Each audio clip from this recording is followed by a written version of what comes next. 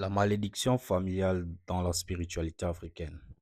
Dans la spiritualité africaine, on ne parle pas de malédiction à la légère. Le mot renvoie moins à un sort jeté qu'à un déséquilibre transmis dans une lignée. Une famille, ce n'est pas seulement des vivants, c'est un arbre. Les racines, qui sont des ancêtres, le tronc, les parents, les branches, qui sont des descendants. Quand quelque chose se brise à la racine, le tronc et les branches en souffrent.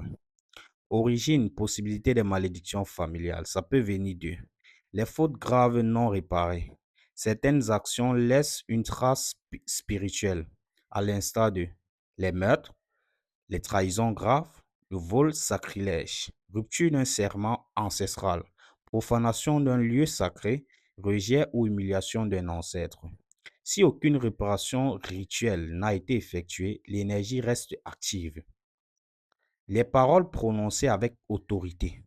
En Afrique, la parole est créatrice. Une parole de père, mère, aîné, chef de clan, prononcée dans la colère ou l'injustice peut devenir une charge spirituelle que, à l'instant, que ta route soit fermée ou alors que tu ne réussiras pas. Ça, ce sont des paroles qui peuvent être prononcées par eux. Ces paroles, si elles ne sont pas annulées, peuvent suivre plusieurs générations. Les ancêtres oubliés ou rejetés alors.